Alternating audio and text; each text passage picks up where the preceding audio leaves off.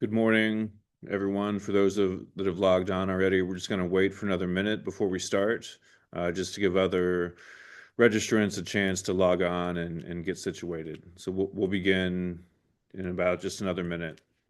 Thank you.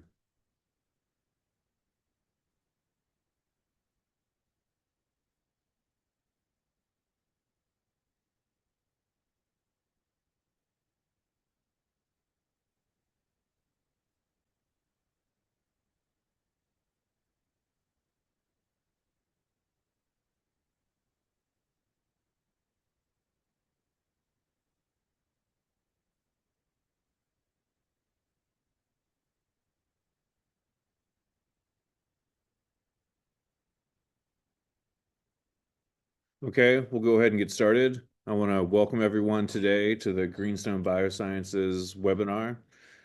Thank you for joining today. The title of the webinar today is From Animal to Algorithm, Improving Drug Safety with the 3 Rs, presented by Dr. Weida Tong and brought to you by Greenstone Biosciences. Before we begin the webinar, I would like to take a moment just to introduce Greenstone Biosciences. We are a startup company located in Palo Alto, California. We are a drug discovery and preclinical research organization. We're revolutionizing drug discovery using human-induced pluripotent stem cells and artificial intelligence. My name is Dr. Todd Herron, and I'll be hosting the webinar today. So at Greenstone, we do have a drug development pipeline for 2 different indications. One is for pulmonary fibrosis. The product is GSB D100, and one for pancreatitis, which is GSB D300. In addition to being a drug discovery company, we also utilize patient iPSC-derived cells and 3D organoids, and most of these cells come from patients with familial diseases, chronic disease diagnoses, and cancer diagnosis, for example. At the bottom, you can see the workflow in collaboration with Professor Joseph Wu's lab at Stanford University.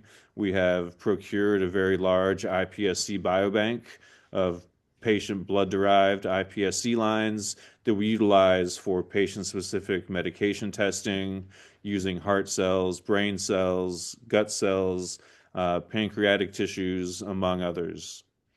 This gives you a breakdown of our iPSC biobank. We have one of the largest biobanks in the world with over 2,500 patients represented in that biobank. Here you can see a breakdown of age of samples that have been collected, ranging from very, very young to very old patients. In the center, you can see a breakdown of the gender distribution. We have roughly equal male and female representation in the biobank. And on the right, you can see the ancestry distribution of our biobank and the different genetic backgrounds that are represented in our biobank.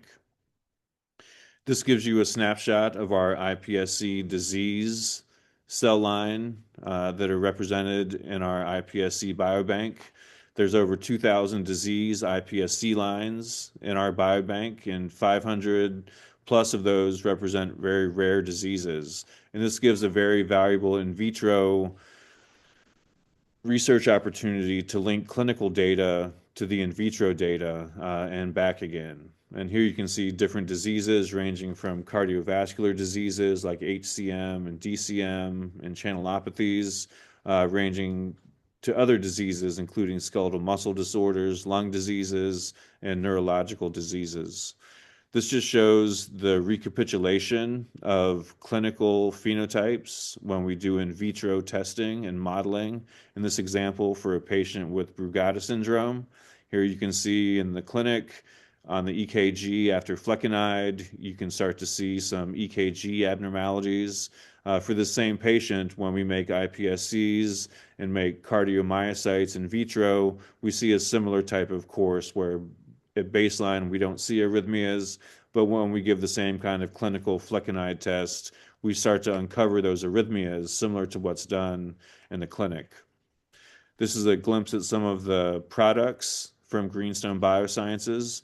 Our products are primarily cryopreserved cells and organoids. Here you can see some of the cells that we generate in the bottom of this figure, and some of the organoids that we work with, ranging from gut organoids to brain organoids. And we use these for high throughput drug screening and medication testing. So if you're in need of human iPSC disease models in vitro, please contact us, and we're happy to partner with you to do research partnerships and provide services, and to produce cells and organoids for your research endeavors. This gives you a look at some of the organoids that we produce for cardiac organoids. Here you can see spontaneous contractions of those organoids. And on the right, you can see the electrophysiological function readout that we can get from those organoids. So now it's my pleasure to introduce Dr. Weida Tong. He is a globally recognized leader in computational toxicology, artificial intelligence, and regulatory science.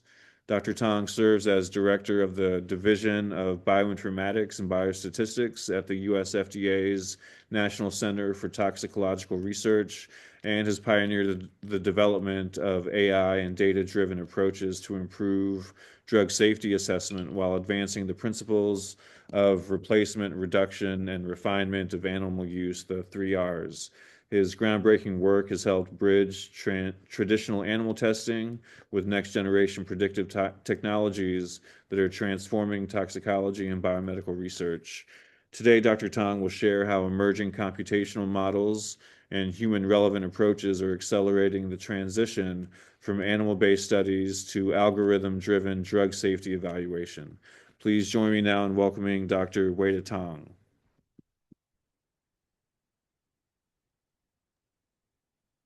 Dr. Heron, thank you very much for the kind introduction. And also, I would like to thank Dr. Joseph Wu encouraging me to come to give this presentation. And I hope it's sharing.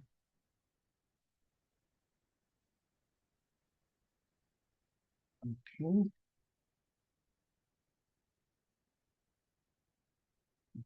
I think it's somewhere here display. Okay. Huh.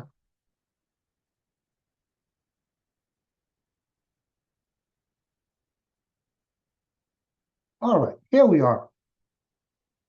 So you can see my slides, okay? Yes, yeah, everything looks great, Weida. Thank you. Great.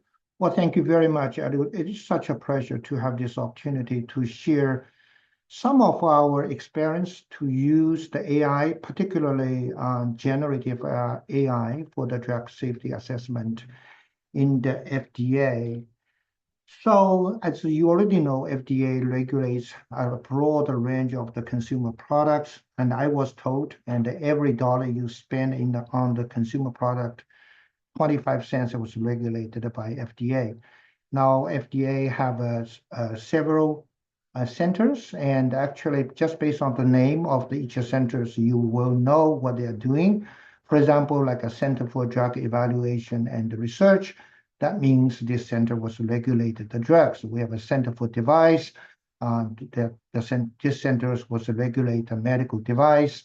We have a Center for Tobacco Products, and we have a Center for Biologics, and now we have a Human Foods Program. So the National Center for Toxicological Research, or the NCTR, this is where I come from, is the only center within the FDA is a focus on the regulatory science research. Within the NCTR, we have a 6 research division, and I'm head of the division of the Bioinformatics and Biostatistics. Our division is really a dry division. That means we only apply the computational method in the area which are important to the FDA, such as like a drug safety, which I'm going to talk about today. And we have a fairly large portfolio related to toxicogenomics and precision medicines. We do quite a bit of the work in the area of the drug repositioning. And we also have the chemical-specific programs, such as like how we address the opioid crisis and the CBDs and the endocrine disruptors. So as a division mainly focused on bioinformatics and biostatistics, it is not even possible to take a three-step into a field without using some sort of the AI and the machine learning. So we've been doing the AI for a long, long time. Actually, it's every project we are working with always have a component of the AI. And we also have a specialized team called the AI Research Force team or the Air Force team. So what I'm going to do today is going to talk about some of the methodology we developed by the Air Force team to address drug safety issues in the FDA. As you already know, and bring a drug to the market is a very expensive business. And these slides provide two sets of the information. The bar chart shows how many drugs are approved by FDA every year for the past 40 years. Now, even though the number of the approved drugs was fluctuated over the time, but in average it's pretty stable. It's around 40 drugs per year. The line plot shows in here is how much money we spent in drug development every year for the past 40 years. And this number is the total expenditure from the top 30 pharmaceutical company. You can see this number was increased quite significantly. And so nowadays we are really talking about $100 billion per year from the top 30 pharmaceutical company. If you do a simple math, you immediately reach to the conclusion and take about $2 billion around 15 years and bring a drug to the market. Now, where the money goes, and I just take a snapshot in the 2021, and so we spend about a little bit over $100 billion from the top 30 pharmaceutical companies. And of course, the most expensive step is the phase 3 clinical trial, which involved not a little bit over 2,000 patients. But the next expensive step actually is a preclinical testing. This is really to my surprise. And part of the reason is 1/3 of the drug candidates, and it shows promising in the preclinical stage, but eventually going to be failed and in the clinical trial. So we literally need to go back to the drawing board again, back to the preclinical stage to push more drug candidates to the clinical trial. So make that a stage is much more expensive. Now, some of the endpoint is much more difficult to deal with. For example, the drug-induced liver injury, which is literally is a persistent challenge in drug development as well as for the drug safety review at the FDA. And close to 50% of the drugs which either failed during the clinical trial or the post-market surveillance due to liver injury actually was not predicted by the preclinical models. So there is a lot of the efforts going on in the research community to explore the new approach methodologies and NAMs for the improved delay predictions. And this is not isolated cases. Actually, new approach methodology has been widely used in the various areas. And Dr. Heron also mentioned, and some of the technology that he was used to assess the cardiovascular issues.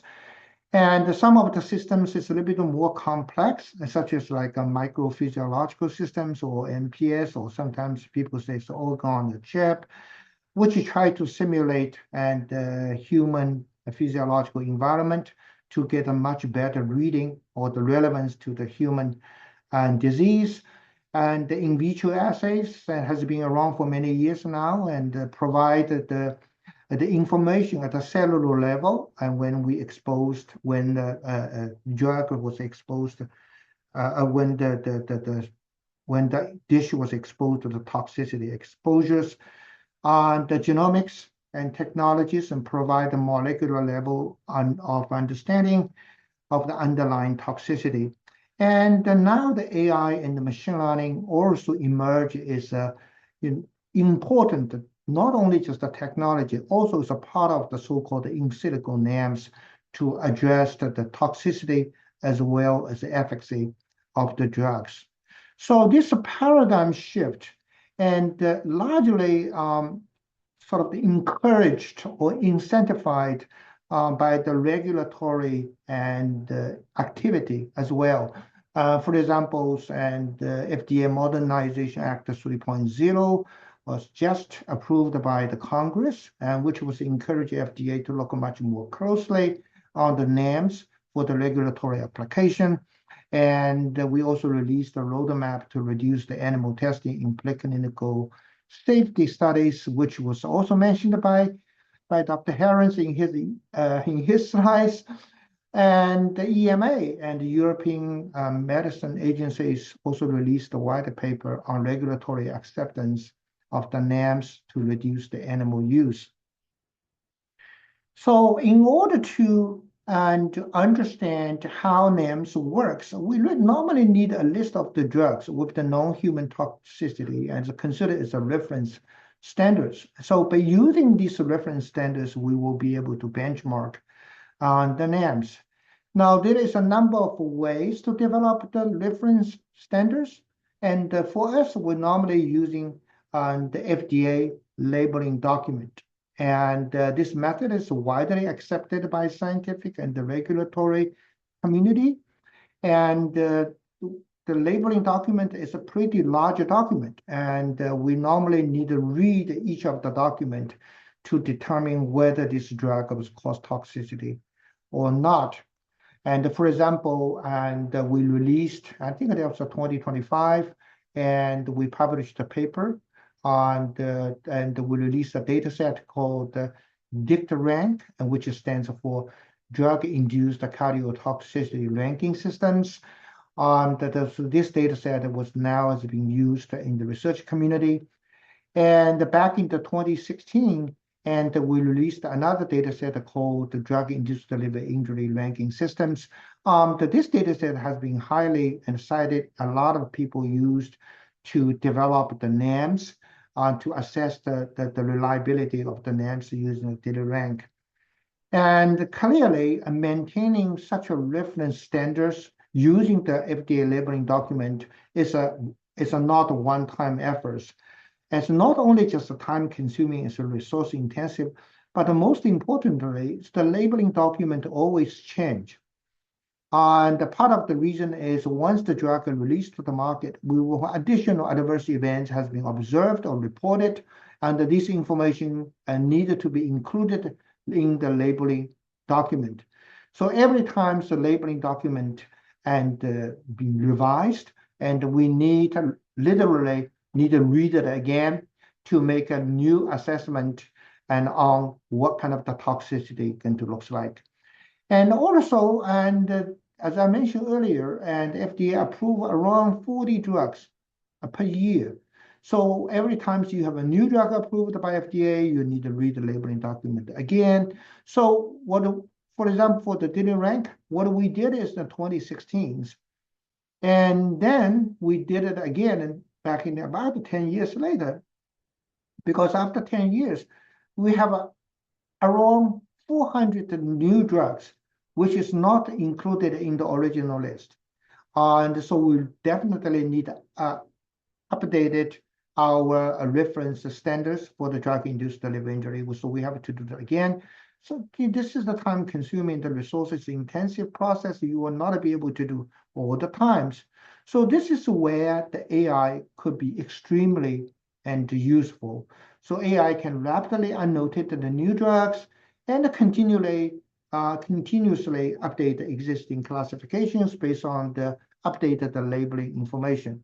So this is exactly what we did, and we developed the AI agent called Ask Drug Tox, which consists of the 4 agents. And the first is the data retrieval agents, essentially just pull out the labeling document from the FDA label internal database. And then we have evidence extraction agent to pull out all the relevant information and feed that information into the classification agents. So the classification agent is to simulate or mimic how the human experts read this document to make a determination whether this drug is toxic or not. So after that, and we have a summarization agent and summarized all the evidence the AI was used to make a determination of the toxicity. So this is really important because we need the human in the loop to oversight the decision the AI was made. So using such a robust system, we will be able to quickly to update the drugs annotation. Now we did a test on the Ask Drug Tox for the drug-induced liver injury classification. We're starting with the small data set. It's around 200 drugs, and we have the expert assessment. We have the AI agent results, and for the most of the drugs, they agree each other. And I want to highlight these 7 drugs because this is quite a typical situation we normally run into. So when we use the AI agent, and the AI agent will be able to access most current labeling document. But when the experts did assessment, this is 10 years ago, used the older labeling document. So clearly, there is a discrepancy and for these 7 drugs and between the expert opinion versus and the AI agent results. And then we take the most current labeling document, give to the expert again and say, okay, based on the updated labeling document, what do you think now? So actually, they found 6 out of the 7 supposedly should be positive based on the current labeling document. So, and we also expanded this work to the cardiotoxicity, and we have a little bit more large liver injury data set. So the concordance between the Ask Drug Tox and the expert annotation is around 94%. And we pay a little bit more attention on what is the 6% looks like. And this 6%, which is the discordant results. And first, it's clearly the AI and the expert weight differently for some of the keywords.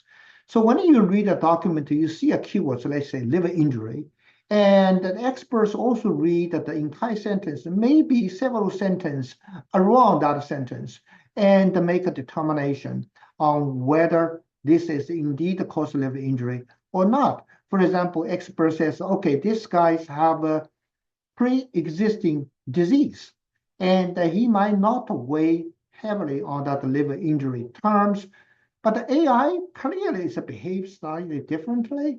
So the AI considered this is causing liver injury.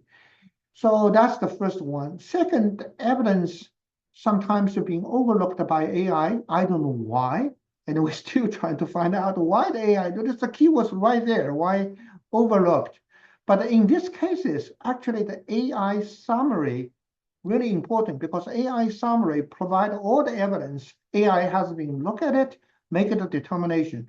And then this is where the human can bring in and to sort of adjust the classification based on the human understanding. So AI agents, and for us, it's very important, and then we will not only just improve the efficiency and consistencies, but also allow us rapid annotation for the new drugs and the continuously updates for the existing drugs. And right now, we are mainly focused on the cardiotox and the liver injury, but we just applied this entire scenario to the nephrotoxicity. We're going to move on to different organ toxicity in the next few years. Well, this is not only just the academia exercise, because this is really important to our another initiative we have in the FDA called the Safety AI. Now, the Safety AI is trying to develop a set of the AI models for the safety endpoints, which are important in the drug safety review process by the CDER. So we develop a number of the AI models, and AI model for the carcinogenicity, mutagenicity, cardiotoxicity, and the kidney toxicity. There is some of the papers used in here. You can take a look at it. But the most of the models we develop is for the drug-induced liver injury. Now, so in the next, or probably in the rest of the presentation, I'm going to go over these models because each of these approaches reflect a distinct on the AI methodology we use to address the issues related to liver injury. And what we really trying to do is more like a 7 blind man and the elephant sort of the scenario. If of course, in this case, it's another way around. If all the 7 blind men says this is elephant, that must be elephant. So each of the models really look at a different aspect of the information for the delay assessment. The first one is the deep delay. And this is just a fancy version of the QSARs. And I assume everybody familiar with the QSARs. And in our cases, we develop many QSARs models, and we feed these results into a deep learning architecture and to reach a consensus on whether this drug is going to cause liver injury or not. And our current model only provides the binary classification, whether it's a positive or negative. And the things we did differently from others is we trained models using 753 drugs approved by FDA before 1997. And then the model was validated with the drugs, and 249 of them approved by FDA after 1997. So we are trying to simulate the real world scenario and to anticipate how this model can be used for the future drugs approved by FDA. So the accuracy is around 70%, and which is already better than 50% we observed for the animal models. This is an in-house algorithm, and it's quite easy to implement it in the FDA environment, which we already did. And the models also independently reproduced by NIEHS. Actually, was led by Nicole Clenstraw when she was at the NIEHS. Now she moved to the NIH now. So just wanted to expand the QSAR methodology a little bit, because when we talk about the QSAR, and we are really based on a fundamental principle on only the chemical structure determines the biological activity or the toxicity. So we are trying to solve this mathematical equation. So in the predictive toxicology field, as well in the drug discovery and the development field, when you use the QSARs, the whole game is focused on how we will be able to realistically to represent the chemical structure. So at the very beginning, we're using like a 1D, 2D descriptors, and then people say, well, you know, chemicals looks like you have a 3D conformation, should including the 3D descriptors. So sometimes it works, sometimes it's not works. And then the community is starting to realize we have a room to improve to represent the chemical structure. We recognized not every part of the chemicals are created equal. Some are a little bit more important than others. So this is where the pharmacophore, toxophore, and the fingerprint come in play. So now you have an algorithm to chop the chemicals into the small pieces and using the machine learning to determine what kind of the combination of the small pieces will produce the better predictions. And again, sometimes it works, sometimes it's not. And then, of course, community started to recognize that the chemical structure looks like a graph. So can we use the graph theory to generate the so-called graphic representations? So, and this is another direction we've been, the community have been taking for quite a while. And again, sometimes it works, sometimes it's not. Now come along the new AI technology, such as large language models, transformers, and we say, okay, we can treat the chemical structure, particularly the SMICE code, as a document, and we can use the transformer to generate the better representations. The Morphomer is a good example, which was developed by IBM. Again, sometimes it works, sometimes it's not. So when we look at the entire history of the QSAR, and we're starting to question, is we continually pursue the direction of the representing the chemical structure, maybe does not give you too much edge for the improvement. And we also recognized every time that we have a chemicals, we have a lot of the information behind these chemicals, particularly for the drugs. We know why we develop these drugs, what kind of the disease we try to deal with, and we know what kind of the target we are aimed to, and we have all kinds of different information. So this part of the knowledge never been included in the QSL methodologies. But now we can summarize these knowledges using the large language models and the text embedding to generate knowledge descriptors. And we call this is a quantitative knowledge activity relationships, or the QCARs. So the question is, how well the QCAR performed compared to the QSAR? So we did, and we looked at the two data sets, and the liver tox and the cardiotoxicity, and each of them have around 1,000 drugs. And as I said before, we normally do is a split and these drugs by the approved years, and we keep the 80%. And the drugs was approved by the FDA in the early years, and the 20% as a test set was approved by FDA in the later years. And then, of course, we do the very normal, well-established machine learning method to develop the models. We use the 5 different machine learning methods, and some is very simple, like a logistic regression. Some is much more complex to dealing with the non-linear nature of the association between the chemical features and the toxicity. So we develop a bunch of the models, and then we do the exactly same.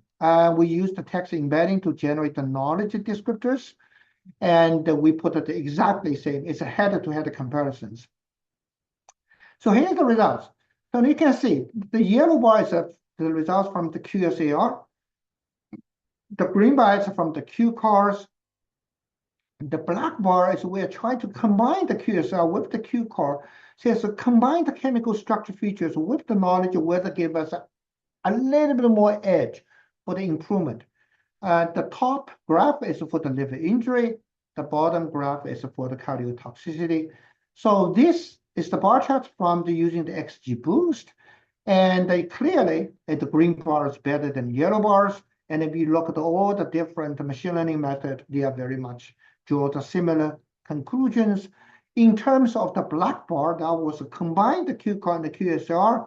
We see some of the improvement, but it's not that significant. So now we are doing a further investigation because we combine the chemical structure and the knowledge. There is a number of the ways to combine. You can combine in the feature level. You also can combine in the model levels. So there is many different ways to do. So we are working on it and right now. So I just want to take a pause on it here. When you do the toxicity experiment, actually for any experiment in that matters, and you always study with a study design, see to decide what kind of the compounds you are going to testing on, at what time, what kind of the dose you are of interest. And then you throw that into some sort of the testing systems. And you can use the animals, you can use the NAMs, you can use in the ISPC, the models, and Dr. Hara mentioned, and Dr. Joseph Wu was and so really it has a renown and in these areas. So you will using this system is going to generate a bunch of the data. And once you have this data, you look at the data hard enough, you might be able to associate it with some sort of the patterns from data with the toxicity. And of course, this process can be improved using the AI, like a deep learning, because the AI will be able to identify way more patterns associated with these patterns with the toxicity, right? So AI is going to be much more efficient and compared to just using your human eyes. But there is another branch of the AI called the generative AI. So compared to the predictive AI.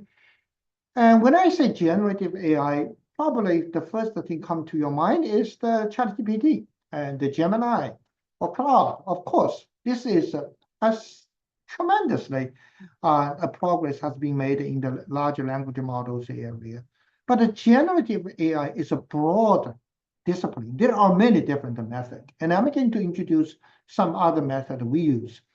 And one of the most important part of the generative AI is you'll be able to look at the study design to figure out what the experimental data looks like in the first place. So then what is this? This is the digital twin, and this is the virtual animal models. So this is exactly what we did. And we developed called the animal GAN and the framework. And basically, it's a virtual animal models to generate the animal study results using the generative AI methodologies. Our hypothesis is very straightforward, and we've been doing animal study for many, many years. There are so many data out there. Some, of course, locked in the pharmaceutical companies, in the FDA, but a lot of the data is publicly available. So we feel we can use the AI, get into this legacy animal study data to learn from it. In such a way, we will be able to generate animal testing results for the new and untested compounds without doing animal study. This is a 3 Rs: replace, reduce, and refine the animal models. So what we first did is we developed the first model called animal GAN, and using the generative adversarial networks, or the GANs. That's why we call the animal GANs. And basically, animal GAN try to look at the study design, which is three sets of the information, the chemical, what kind of the drugs it is, what the treatment duration, what is the dose, and the animal GAN try to figure that out. What is the clinical pathology measurement are going to look like? Now, if you are not familiar with the GAN methodology, probably you do, but anyway, just give you a cartoon version of how the GAN works. Let's just say the input is young Weida Tong, right? So we can input, and I have a photo, and this is what I looks like when I first time meet Dr. Joseph Wu at the NCTR. So, and then I also can feed that information to the generator. So the generator is the AI, and will generate a photo. And then you look at these two photos, they are quite similar, right? Particularly you look at the nose, eyes, mouth, or ear, they are all in the right places. But of course, there is some noticeable difference. And at this point, you insert another AI engine called the discriminators. So what the discriminator does is to look at the differences, similarity between these two photos, and provide this information back to the generator for the improvement. And then you put in another photo. So that's just an older Weida Tong. This is what I looks like right now. And again, you could go to the generator and generate the photos, discriminator, look at the difference, similarity between these two photos, and then provide the feedback for the generator. Now you go this loop again, until discriminators will not be able to separate the real one from the fake one. That means generator is graduated. So now we have a model, and this model, let's just say Tong GAN models. So I went out, and this is in the Sri Lanka. I took the photos. I put this photo to the Tong GAN models. Here it is come out.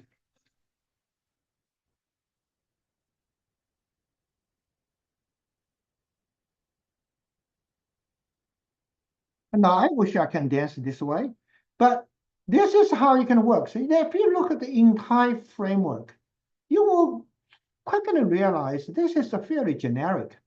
And you can draw a lot of the parallel in the toxicology studies.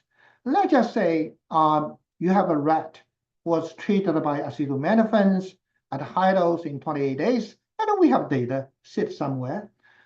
And then we can ask a generator to generate the synthetic results, right? And then we ask the discriminators to analyze the difference and the similarity between the real one and the synthetic one and provide feedback. And you go this loop again, until discriminators not be able to separate the real results from the synthetic results. Now you have the models, and we call it animal GAN. So now, next time you have the new compounds coming in, you wanted to know at the high dose in 28 days, what is the experimental results going to look like? You can put into the animal GAN will spell out the results. So we had this concept and about 5 years ago, and we said, okay, let's just give a test. So we need to find the data. As I said, data is everywhere, and then we tap into a data called the TG Gates, which probably is the largest toxicogenomics data set ever created. And actually it was by the Japanese Toxicogenomics Consortium. They did 10 years, $50 million, involved 20 institutes to generate this data set. There's a lot, way more data than what I presented here. We only took the repeated dose studies using the spread dolly rats, and they did several different experiment design. And 28 days basically means the rat was treated by the compounds for consecutively for 28 days. On the day 29, the rat was sacrificed. Various measurement was done, and we only took these two type of the measurement. One is a clinical pathology measure, another one is a gene expression profiles. So they did 138 compounds, and for each compound, so they did 3 doses, and low dose, medium dose, and high dose. And for each dose, and they have 5 rats per group. So this is the experimental design. We're using this data. We developed the 2 GAN models, one called the animal GAN, another one called the toxicogenomics. And this is the input, is the chemicals, dose, and time, and the output is the clinical pathology measures and the gene expression and the profile. So this is a 38 and the clinical pathology measurement, and we are trying to produce using animal GANs, and some of them relate to the liver injury, some are related to the hepatotox, are related to the nephrotoxicity. So this is the standard designs we have, and we have 138 compounds, as mentioned before. We split them to the 110 compounds to develop the animal GAN models, and using the 28 compounds for the testing. And for the 110 compounds, we have a little bit over 6,400 rats, and for the models. And for the test set, we only input the study design to the animal GAN, ask animal GAN to generate the results for these 1636 rats. And then we compare with the experimental results. So the concordance is about 98%. It's very high, and we are very happy about it. And when we presented these results, of course, and the people asking, and there's several questions, and one of the questions is whether the 28 compounds are similar to the 110 compounds. So that's why the prediction results is very good. So we did the stress test. The first one is an applicability domain test. We have 28 drugs, make sure they are structurally unsimilar to the 110 compounds.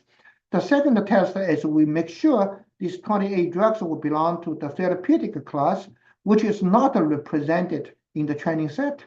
And the third test is the cross-year applications.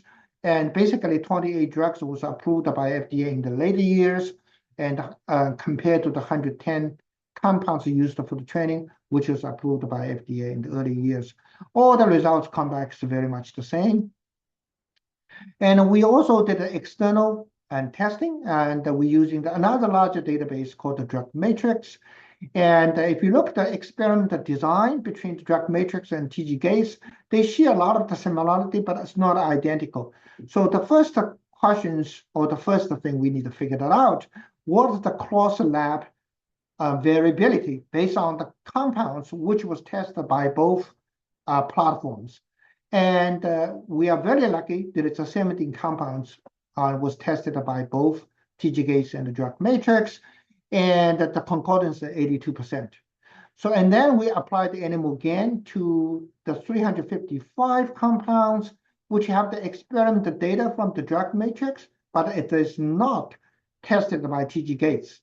So we will be able to see it, and our results also 83%. So, and the next one, I think I'm run short of the time, or as I'm okay.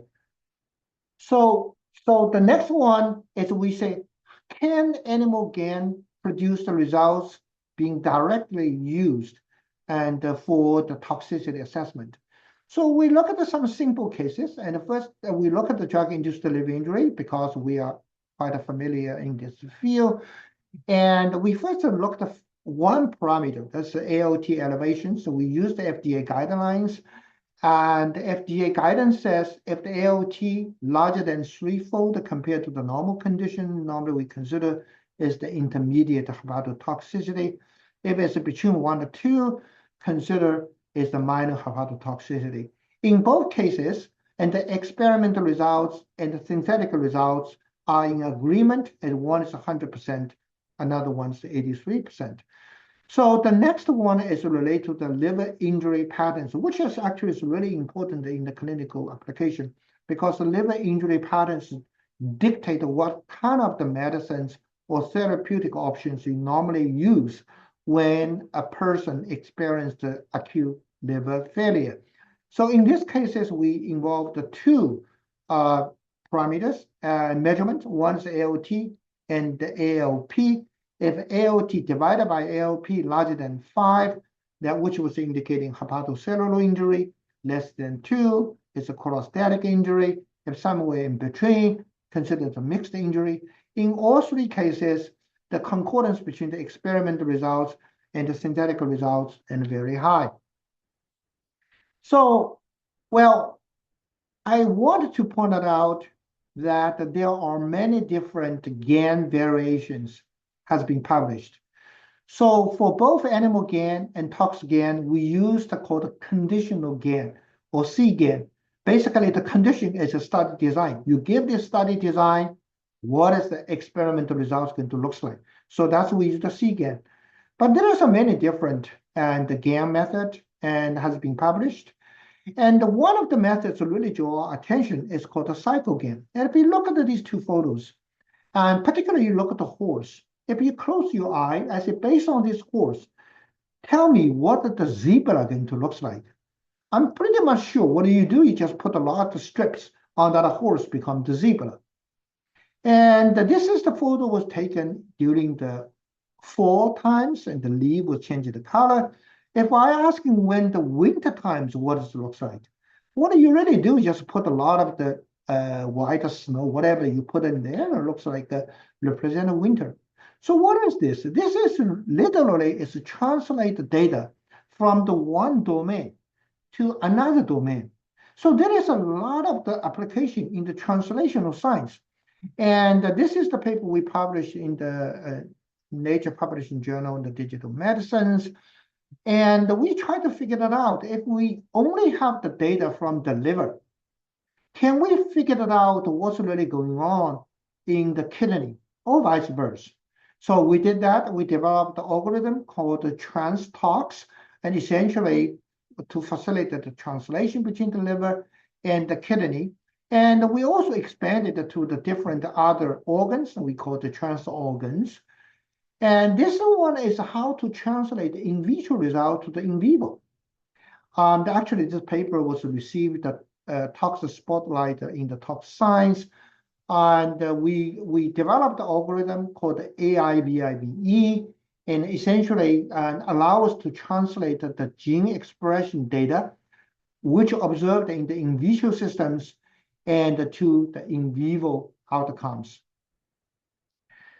This is the paper we just published online, and I think this is really interesting and also quite relevant to this audience. And we developed the algorithm called the Ganomics. And as you will remember, and back in 25 years ago, and the microarray technology is literally the only game in town in terms of the high throughput genomics technology. So that times every institute, every pharmaceutical company, every university invests significantly in the microarray technology. And we even have a public archive to host these data. But in the 2010, there is a significant change in terms of the genomics technology. By that time, we're starting to use the RNA-seq technology. So RNA-seq now is being commonly used to assess the new samples. I never see anyone using the RNA-seq go back to the original samples which already have the genomic technology and do all the experiment again. Of course, you have some of the people did that, but certainly it's not in the massive scale. So the question is, well, we have a lot of the biomarkers generated using the microarray technology already being approved by FDA in the clinical applications. Are we going to throw them away using the RNA-seq, do that again? Of course not. So the question is, can we translate RNA-seq data back to the microarray technology and to continually use these biomarkers? So another direction is, can we translate microarray data to the RNA-seq platforms to leverage the past investment? So this is the Ganomics, and basically try to address these questions. And if you're interested in how we do it, you can take a look at it. Let me just skip these slides. I think I'm running short of the time. Basically, and I mentioned several different methodologies: ToxGAN, TransTox, the animal GAN, QCAR, and just how you can bring them all together to support drug safety assessment. And I'd like to use the last 1 minute or two to introduce the program we've been developing in FDA and called AI for Tox, and called AI Program for Toxicologies. And this is the website, and have all the information. And of course, any website from the FDA, it's always very long. You will never be able to find it. So the easiest way to find our website is just type in AI for Tox into Google, will bring you to our website. And under this program, we have 5 initiatives. And the BirdTox, and essentially using the large language model to dealing with the FDA document. And we have this one starting many years ago. That time's not even have the large language model yet. So that time's the BIRD models is the most popular models. And so that's why the initiative called the BirdTox. I briefly mentioned about the safety AI and the animal GAN and the translate AI. This is the one, and I mentioned how to translate information from one domain to another. And we also did a lot of the work in the pathology AI, basically using the AI to analyze histopathology images from the preclinical space. The last thing I just wanted to say, and we are extremely fortunate to live in the era which our imagination can go wild. I think that right now, our only limitations is our imaginations. I'm very fortunate to have an Air Force team at NCTR, which was have a group of the young people. So they certainly didn't lack of any imagination. So also I thanks, all the support from our sister centers, our leaderships, and our pharmaceutical company collaborators from AbbVie. So for that, and thank you very much. I think I take too much time, but we still have time for the questions. Yeah, thank you very much, Dr. Tong. That was a great presentation on the use of AI and computer simulations for regulatory science for drug discovery. So yeah, there's plenty of time for questions. One question I have from your last slide, when you said imagination is our only limitation, is there any chance that AI can have imagination? Or is that Yes, something? this is extremely good questions. And I heard that both sides of the story. And the first side of the story is based on, of course, they have a lot of evidence backed up for these stories. First story says, okay, is that AI just remember things and then just spell out based on what they remembered, right? This is the one. And another side of the story is, okay, intelligence. What means intelligence? Intelligence is a creativity, but at the same time, and the hallucination. So we see both. And so if you say imagination, sort of similar to the creativities, I think we do. We do see some of the things because the problem is whenever we say whether AI can do this to that, we normally using the human as a benchmark. We compare the AI to the human. So some of the things human cannot figure that out, but the AI pointed out that specific directions, you may consider this AI have the imagination. So that's sort of the way I see it. If you go back to the AlphaGo when it just started, and the AlphaGo was placed a stone in the, I think the 37 or 36 move. With this move is no human will be able to figure it out. Why make that move? So maybe this is the imagination. Hmm. All right, another question I have. At the beginning, you said that at the FDA, kind of AI models have been used for many, many years. Uh, I think of AI as something that's relatively new. So I was wondering, how long have you been using AI models and developing AI? Oh, this is really getting to. I try to find the slides and talking about AI. This is really getting into how we define the AI, and some people's I kind of some people's belief and some people's belief that anything using the algorithm and for the predictions is considered an AI, and others have a much more stringent definitions, and the only AI can simulate it or mimic the human's behavior and considered as an AI.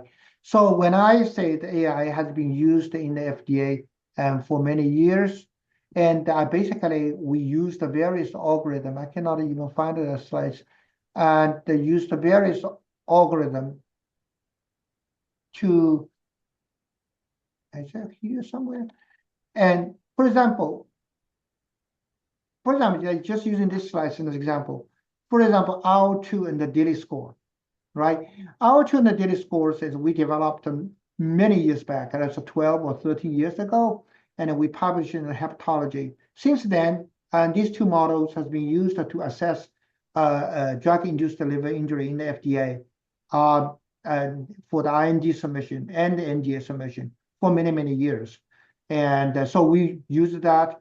We have the other algorithm being developed in the FDA to look at the mutagenicity and as well. So if you consider these sort of the machine learning, the classical way of using the algorithm in the predictive nature, and consider that's an AI, yes, and we've been using the AI for many years. So another question from the Q&A is, can we use animal GAN to predict expected human responses based on rat data? Oh, this is absolutely fantastic questions.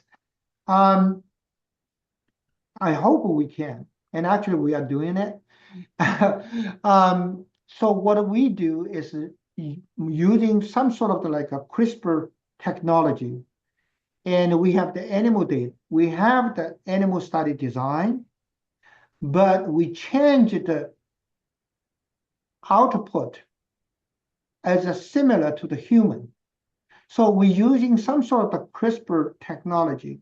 So hopefully the animal GAN eventually going to recognize the results which or produce the results which align with the human observations.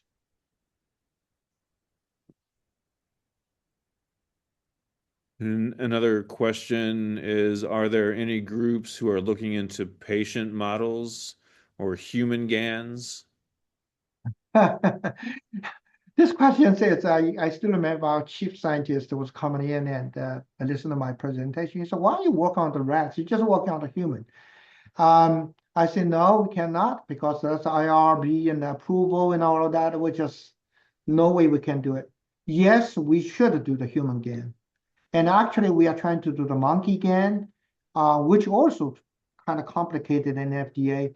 So I will encourage you and to take the algorithm. All these algorithm is publicly available, and you can look at our Nature Communication paper. You can download everything, And I really encourage you to use our methodology to explore the human population, particularly using the electronic health records to generate a human game. I don't see any reason why not. Mhm. All right, thanks. Another question is, we see different drug metabolism in dogs versus rats. Are your AI models species specific? Which AI models? If you look at the translation, yeah, before we talk about the metabolic systems was different between rat and human. Even the metabolites is different between the liver and kidney. Whatever you see in the liver, not necessarily see in the kidney. So if using this analogy, we will be able to look at some of the drugs which will have a very high expression in the liver, but then zero expression in the kidney, or vice versa. We did several scenarios in the paper we published, and we will be able to translate it. Now, how the AI learn from it, I don't know. And I think that one of the drawback for the model we developed, we do not have a explainability built it in. And when I give the presentations, many suggest that we should including some of the mechanistic level data in the modeling process, which strengthens the explainability.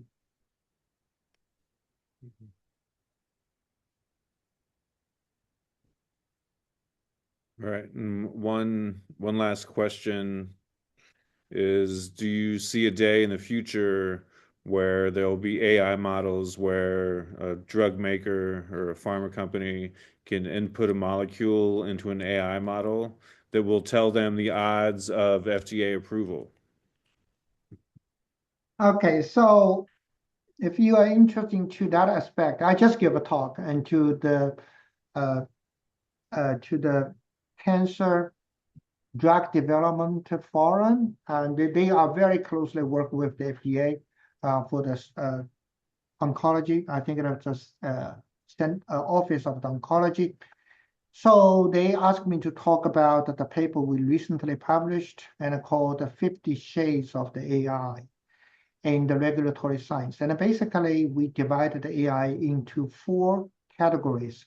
We have assistive AI, basically to dealing with the repetitive works. We have the augmented AI, which is more like a QSI type of things. But all the way we do the last bucket called the autonomous AI. And we talk about is that one day we have autonomous AI once we have the submission coming in, and the autonomous AI is going to read the entire document and connect all the models in such a way will spell out a decision, right? So this is very similar to questions and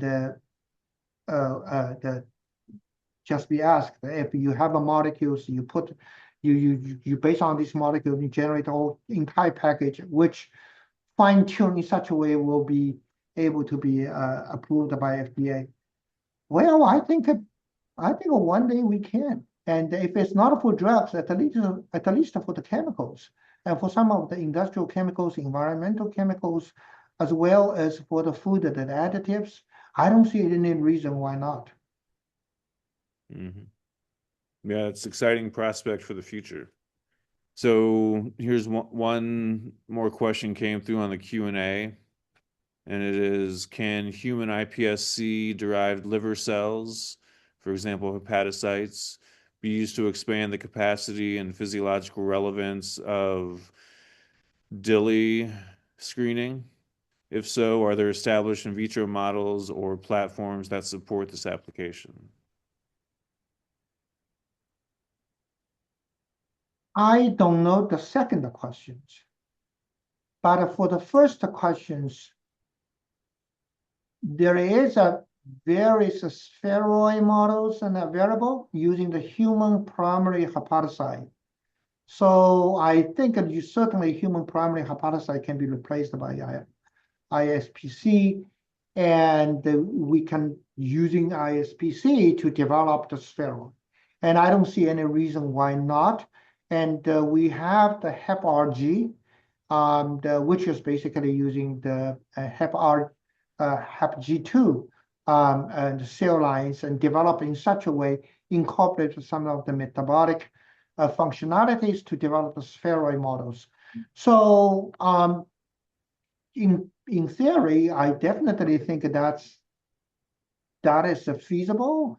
And I personally am not aware of how this kind of the works has been presented. I think that the first two scenarios I mentioned, using the human primary hepatocytes as well as using the HepG2, and has been widely used. Mm. Yeah, I think in the future there might be an iPSC GAN. So so another question is, do you have an example to bridge reductionist human multi-organ MPS data and retrospective clinical outcomes into predicted human responses? Could you repeat again? The question is, do you have an example to bridge reductionist human multi-organ MPS data and retrospective clinical outcomes into predicted human responses? So I think it's taking the I will say, from the regulatory point of view, even just to say it's ISTEM program, biomarker qualification program, none of them has seen that level of the sophisticated uh, methods yet. And with that said, and H and established the catalyst programs. And one of the key components in that catalyst program is all these AI models and predict the human outcomes come to the FDA using the FDA data. So FDA has a lot of the data, and over the years, we collect so many data. So whether the names, of course, the catalyst is mainly focused on AI. Of course, that's equally applied to the names as well. And eventually, I think we need to tap into the FDA data. And we are working on it. I think probably, and we will be able to succeed that. And to release, not release to the public, but at least, and all of these data in the FDA will be able to pull out to validate the method you just mentioned using the different names to predict the human outcomes. And this is really is the ultimate goal. And FDA definitely is in line with the directions and research community was going, and how to use the NAMs and to assess the human toxicity and by reduce the animal use. All right. All right. Well, that was the final question, Dr. Tong. I want to thank you again for your time and your presentation on how AI models are being used for regulatory science and for decision making related to drug discovery and toxicity testing. Also want to thank all the attendees of the webinar today. Thank you for your attendance, and the recording of Dr. Tong's webinar will be available on our website at greenstonebio.com for viewing later. Thank you again for your time. Everyone have a good day. Bye. Thank you, Dr. Harry. Bye-bye. Thank you.